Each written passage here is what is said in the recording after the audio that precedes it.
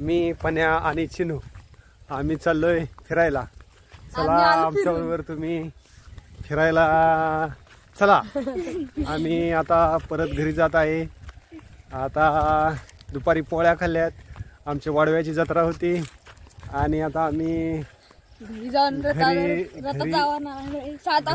आहे. 7 वाजता रथ आहे. हा बोल. आम्ही मज्जा करणार आहे आणि आम्ही फटाकड्या उडवणार आहे आणि आम्ही पाण्यात सुद्धा बसणार आहे आणि आम्ही मज्जा करणार आहे. मित्रांनो, आपल्याला ऑक्सिजन भरपूर मिळायला पाहिजे आणि आपण त्यासाठी चाललं पाहिजे. चालल्यावर श्वासोश्वास वाढेल, आपल्याला थोडीशी धाप लागेल, पण ऑक्सिजन भरपूर जाईल. रक्तातील ऑक्सिजनचं प्रमाण वाढेल आणि ऑक्सिजन लेवल वाढेल. कोरोनाचा काळ आहे मित्रांनो, मग आपण काळजी तर नक्की घेतली पाहिजे.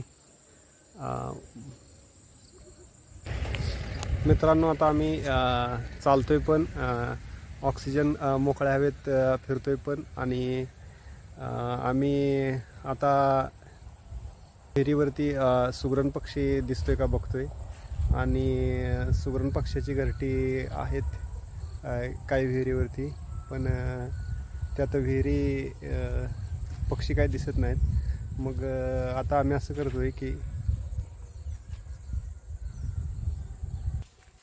तर मित्रांनो, आपण आता 3ऱ्या विहिरीकडे जातोय आणि आम्हाला व्यायाम पण होतोय आणि सुगरणीचं घरटं मिळते का आपण ते पण पाहूया. चला आपण आता 3री विहिरीकडे जाऊया.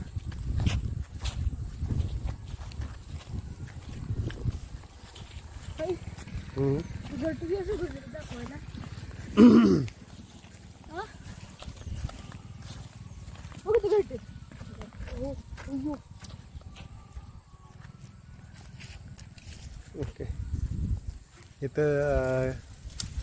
इथं या शेतकऱ्यांनी विहिरीचा भाग स्वच्छ केला असेल. त्या भागात जी सुगरणीची घरटी होती ती सगळी उपसून काढलेली आहेत. तर आम्ही आपलं सुगरण पक्षी दिसतोय का, इथं या भागात काही मोर पण दिसत आहेत का, असं आम्ही आता रानातून फिरत आहे मोकळ्या हवेत.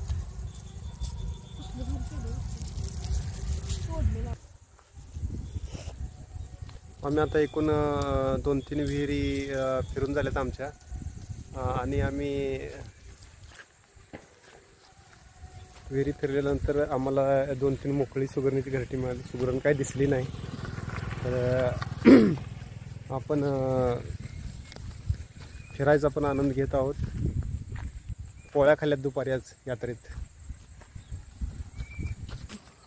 कसं करते घरट्याला?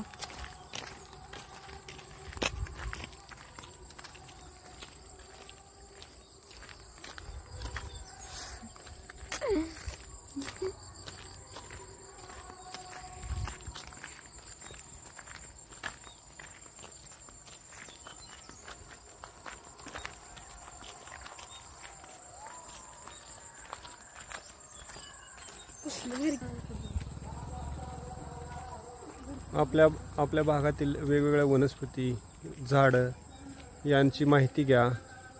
त्यांचा उपयोग कोणकोणत्या प्रकारे होतो. आपल्या भागातील फुलझाडं, त्यांचा आयुर्वेदिक काय उपयोग आहे याची माहिती घ्या मित्रांनो.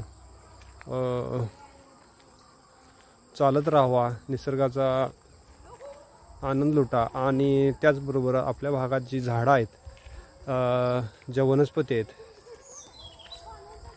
जे पक्षी आहेत, प्राणी आहेत, त्यांच्यावरून त्यांचे आवाज कोण ह्यांचा अभ्यास करा.